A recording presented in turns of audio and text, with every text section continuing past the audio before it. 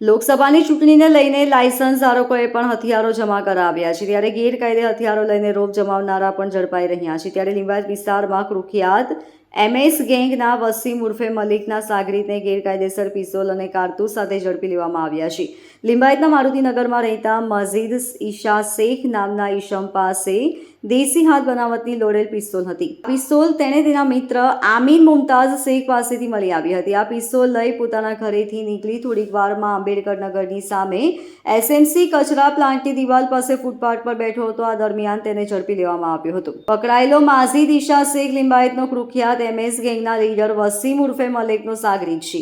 વસીમ ઉર્ફે મલિક તથા ગેંગના અન્ય સાગરીત આમીન શેખનો કોઈક સાથે ઝઘડો થયો હતો. આથી 20 દિવસ પહેલા તેઓ બંને કોઈ પાસે પિસ્તોલ તથા કારતૂસ લાવી મજીદ શેખને આપતા પકડાઈ ગયા હતા. આથી પોલીસે આમીન મુમતાઝ શેખ અને વસીમ અહેમદ ઉર્ફે મલિક શકીલ અહેમદ મોમીને વોન્ટેડ જાહેર કર્યો છે.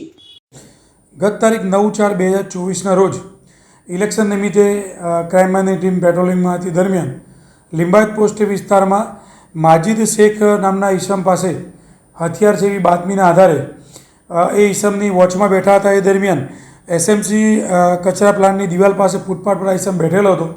ક્રાઇમ બ્રાન્ચની ટીમે તેને પકડી પાડી સઘન પૂછપરછ કરતાં એને હથિયાર ઘરમાં સંતાડેલ હોવાની બાતમીના આધારે એને જોડે લઈ જઈ અને પૂછપરછ કરી અને હથિયાર એને કાઢીને આપ્યું, જેમાં દેશી બનાવટની પિસ્તોલ નંગ 1 અને જીવતા કાર્ટ્રીજ નંગ 5 મળી કુલ 35,500 રૂપિયાનો મુદ્દામાલ ક્રાઇમ બ્રાન્ચ દ્વારા કબજે કરવામાં આવેલ છે અને ગુનો દાખલ કરી આગળની તપાસ ક્રાઇમ બ્રાન્ચ કરે છે.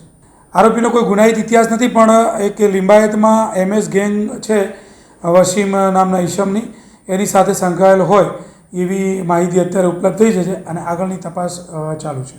પિસ્તોલ એને અંદર એકબીજાની મગજમારી ચાલતી હોય, એને કોઈ ઈસમને મારવા માટે અત્યારે જોડે સાથે લઈને ફરતો હતો એવી માહિતીના આધારે અમે એના ઘરમાંથી સર્ચ કરી અને પિસ્તોલ પકડી પાડેલ છે. Bureau report LK star news, Surat.